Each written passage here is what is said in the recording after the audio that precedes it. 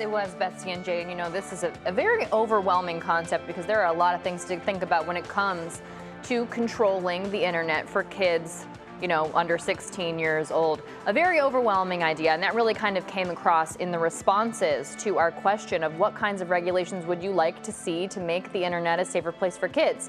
People really sort of feel at a loss here. So Michelle says, unfortunately, she feels that a lot of parents are disconnected from their children's lives, and her question is if parents would engage in parental supervision to begin with in order to make these regulations helpful.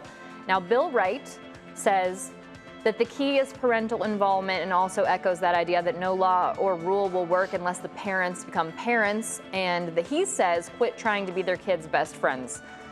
Very outspoken there. Now, Belinda Sweeney says she doesn't think cell phones should be permitted in the classroom. That kind of piggybacks off of conversations we've had earlier, and some that we'll get to again in a bit. But yeah, lots of options on the table.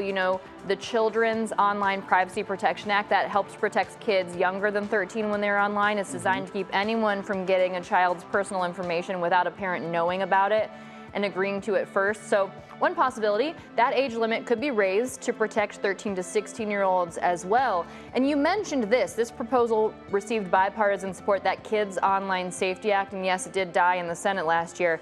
It's expected to be reintroduced. And what that would do, those things that you mentioned, it would disable the addictive product features, another portion of that. Also, it would let kids opt out of recommendations. And here is another piece of that would be interesting. It would make the strongest settings the default in these cases. So you're in an opt-out scenario. Instead of opting in. Yeah. Right. We've talked about that before. Like, we should have to check that we want all of this intrusion and our information shared. One question for you, Bets.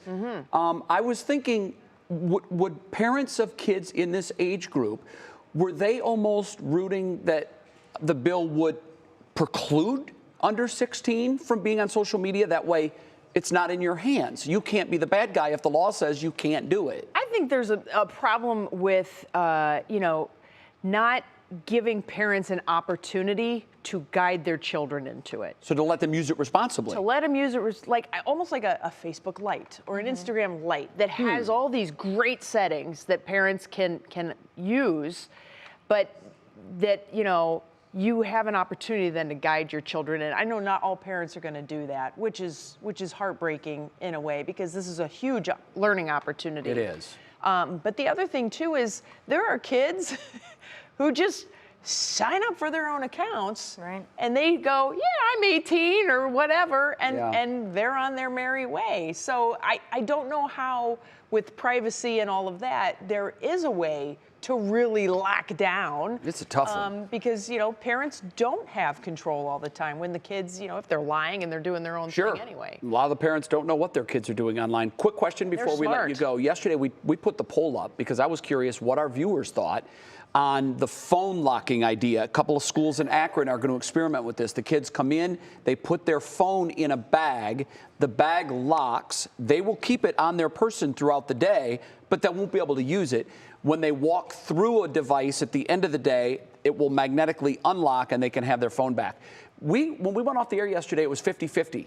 Where does that poll stand now? Do you know? So that was something that people actually brought up in the comments today, and the results as they stand right now, 69% of people now actually say that they're in favor of that. They do think it's a good idea. So 31% saying they're not really into that idea. And there was a comment, too, that I wanted to share here. Lauren Brinkman said that she would be comfortable with this if they also provided an unlocking tool in every classroom.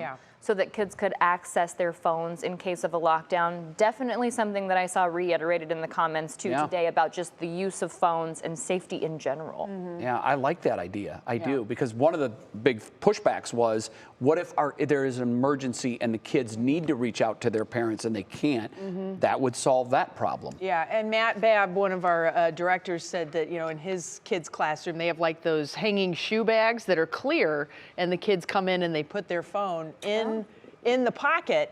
So it's in there, it's in the room, it's visible, you can see if anybody's messing with it. They're not messing with it, but they can't use it. So I think that's the thing, just having it there these days. Sometimes we overcomplicate this stuff. That's low tech. It's and very it's easy to do. Yeah, That's you're right. cost effective, very manageable. Ask teachers how they want it handled. The teachers oftentimes will have very solid ideas on what works in a classroom. Yeah. Imagine that. We're trying to figure all this out in real time because everything has changed so dramatically, and we got to navigate this thing, and hopefully we get it right. Yeah. Thanks, Stephanie. Yeah, thanks. Good talker today.